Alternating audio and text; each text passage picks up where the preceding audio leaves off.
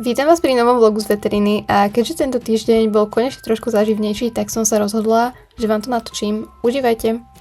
Takže ja už som sa vrátila z mojich potuliek po Lidlu, ktorý bol zase plný dôchodcov. Spravila som si raňačky. Mám tu takúto kašu z Jim Beamu s mrazenými jahodami. Kávička nesmie chýbať. Dneska mám na pláne ísť teda na prednášku z včelárstva, minule som tam nebola. Ešte mám cviko z mikrobiológie, ktorá nám teraz prebieha tak, že tam len vlastne prezentujeme prezentácie na jednotlivé vírusové ochorenia. No a čo vám poviem, akože teraz je to také, že ani neviem, že chodím do školy, hej, že do školy chodím 3 dní do týždňa a potom 4 dní fungujem úplne, že ani neviem, že študujem. Takže tento semester je taký akože docela light, hej, aj nám to všetci tvrdili na začiatku, akože je to tak, učím sa hlavne tú farmakológiu a patofyziológiu, ale inak akože dosť to kašlem. Ale už máme 9. týždeň. 9. týždeň to už je viac ako polovica proste za nami. Ja mám dovolenku už buknutú na konci júna, keď je ešte skúškové, takže ja sa musím začať učiť na nejaký pretermín z mikrobiológie, alebo proste nejaký prvý termín. A moc sa mi akože nechce, ale natáčam vlog, tak stať ma to dokope k tomu, aby som sa začala učiť. Tuto máte môj dnešný fit, akože podľa mňa tie natočené vlasy fakt pasujú. Potom som teda išla na tú prednášku a brali sme tam vlastne výživu včiel a na konci sme sa dostali aj ku nejakým ochoreniam. Potom som sa presunula na ústav mikrobiológie a spolužiaci mali teda prezentácie napríklad aj o parvovíróze. Potom som išla domov, kde som si spravila, prosím pekne, šošťovicový prívrok. Hej, tuto máte tichý taste test, pretože Bianka si dávala nap po jej náročnom dni a hodnotím to veľmi dobre.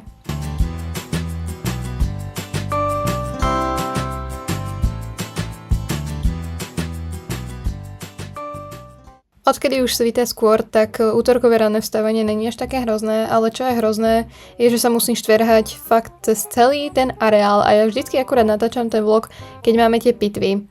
A tuto už vidíte mňa traumatizovanú, ako idem vo výťahu z pitvy. Potom vám poviem prečo traumatizovanú. A tu už som na farmačke, kde sme písali ďalší náhodný test.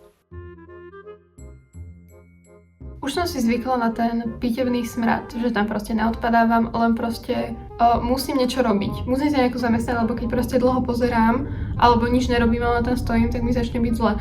Takže to odporúčam aj nejakým mojim spolužiakom, pokiaľ býva na tých pitvách zle, fakt sa zapájajte. Ja som veľmi iniciatívna, čo sa týka oddelovania hlavy a potom otvárania lebky a preparovania mozgu. Zatiaľ sa nám to ešte nepodarilo poriadne, vždycky ten mozog úplne rozmačkáme, lebo sa nám to nepodarí dobre rozrezať tú lebku. Ale akože na čo som nebola ready, bolo to, že na mňa vyprskne toľko prasa. Čiže krvi dneska, pretože sa snažili spolužiaci vybrať miechu. A nejako, no proste na mňa vyprsklo. A ja som mala na tvári proste krv všade. A ja som bola iba taká, že... No, ešte som mala ďalšie cviko, tak som sa musela dať nejako akože do poriadku a potom som išla na tú farmačku, kde sme teda zase písali testík, lebo pani doktorka proste veľmi rada píše tieto malé testíky, ale akože som to čakala, lebo sme minulý týždeň napísali žiadny, takže som sa na to pripravila, podľa mňa by to mohlo dopadnúť v pohode. A teraz sa budem možno učiť tú mikru a pripravovať sa na cviko z patfízy.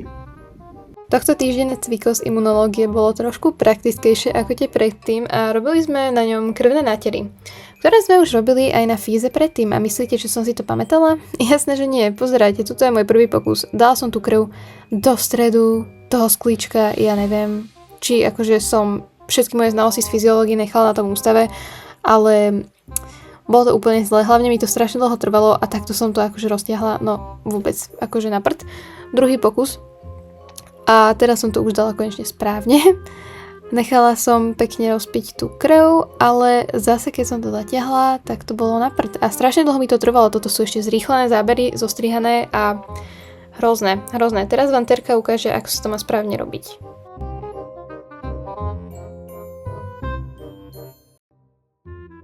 Tak, krása. No a aby som sa len nehejtila, skúšala som si to robiť na praxi a už sa mi to oveľa lepšie darí. Inak ja normálne po imune chodím ešte na florbal, ale vždycky keď točím vlog, tak akurát tam nejdem záhada. No a tento týždeň som tam nešla teda preto, že som išla na seminár o komunikácii s klientom a Fakt to bolo veľmi zaujímavé a pán doktor je vidno, že má veľké skúsenosti, pretože robí aj komunikačného kouča, takže pokiaľ bude mať nejakú prednášku, určite pôjdem na ďalšiu.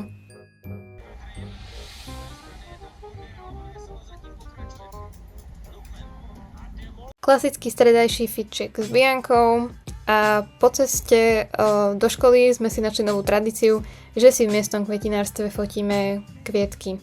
Vždycky pritom zavádzame ľuďom na chodníku, ale nám to nevadí. Potom som mala cvikl zo zootechniky, kde zase bol tento milý jazveček, ja nikdy neviem, ako ona sa volá. A mali sme teraz plemená slepic, hej, drúbeže. Takéto strašidelné plemená existujú, prosím pekne. A potom sme išli von a išli sme si skúsiť manipuláciu. A kto vie, ten vie, že ja sa strašne bojím vtákov. A tuto vidíte, že ja som prekonala môj strach. Chcete ju niekto? Nechce ju, ne, poď domov. Nechce ísť na Slovensko. Tam by asi nečakal nic dobrýho. Nešlo by, úplne OK. Po zootechnike sme mali ešte výživu zvierat, kde sme tentokrát mali prezentáciu o výžive šteniatka a potom sme mali patofyziológiu. No a tohto týždenné téma akože nebolo moc zaujímavé, ale viete čo? Ja som minulý týždeň vyhrala celý ten test, hej? Potom som ešte mala včelárstvo a z tohto mám len jeden klip. Ľudia, ja som teraz prišla na byt a ja som tak unavená. No akože zabilo ma to ešte, keď som mala teraz aj to včelárstvo, našťastie sme skončili zase skôr. A mrzí ma, že sa mi nič nepodarilo zmysluplne natočiť, pretože sme tam boli oblečení v celých tých včelárskych munduroch, teda aj s tým klobúkom, s rukavicami, s halenou, ale proste nemohla som to natáčať, lebo mi nešlo stlačať telefón a nemohla som si dať dole rukavice, lebo by ma dobodali včely. Ale bolo to akože zaujímavé, však nikdy v živote som toto proste nevidela, že sme tam normálne pozerali do toho úhlu a že sme si tam podávali tie rámky a že sme si normálne trubca sme si vybrali z toho včelieho diela, že sme si ho tak podávali proste na rukavici, že bolo to ako fajn. A potom sme videli aj, ako sa tam larvy boli zakúklené v tých bunkách a dosť cool. Ešte som si bola kúpiť v Alberte kávu, kapsule a teraz asi si idem dať power nap, lebo som koľko bola v škole? 8 hodín? No akože nejsom na takéto už zvyknutá, akože od strednej, hej, akože 2 cvika, 3 akože už sú, že veľa, ale no to bolo dosť. Bombu. Ja som to verím, že možno na budúce to bude inak. No myslím si, že keďže ja už pozerám 3. sériu Rúže a Bianka 2, tak sme dostatočne opravnené na to, aby sme zahejtili tohto ročného ženicha. Akože asi ma tiež štvalo, že sa proste nepýta nič. A tým pádom je to také, že ani ty nesmieš nadviazať tú konverzáciu, keď on nezačne sa pýtať. Že to musí byť proste obojstranné, girl, nemôžeme vibe proste vnímať. A Laura je najhoršia osoba, najhoršia účastníčka v histórii Ty kokos Rúže a Mercy je v tesnom závese za ňou, Ty kokos. Neviem, či v histórii som nevidela toľko rúží, ale je to dosť zlé. Je to akože dosť zlé. Lebo ona proste si uvedomuje, že aká je evil a to na tom nájde si vyššie. Hej, že ona proste reálne tam povie babe, že no, mne na nej vadí, že máš škaredý ksicht a nechce sa mi pozerať na ten jej tupý ksicht, what the fuck, akože ako môžeš toto povedať proste na plnú hubu. A potom keď sa ťa na to opýta, tak nejsi ochotná proste to povedať, lebo nevieš ľuďom hovoriť veci do tváre. No, najlepšie sú na tom tie, čo už vypadli. A hej, reálne. No, akože, aspoň si teraz prvýkrát priznal Adrian, že actually, že to trošku pojebal. Že doteraz bol taký, že ale to je proste taký, že ja som taký rezervovaný muž. Ale teraz konečne priznal, že akože sa mal pýtať otázky a že to bolo trošku blbé od neho, ale tak uvidíme, či to polepší, lebo...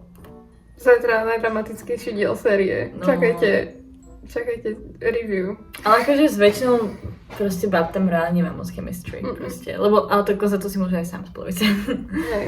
Takže asi tak. Prišlo mi to trochu prehnané. To bolo možno trošku aj o tom, že chcela na seba upútať pozornosť a možno stiahnuť tú pozornosť.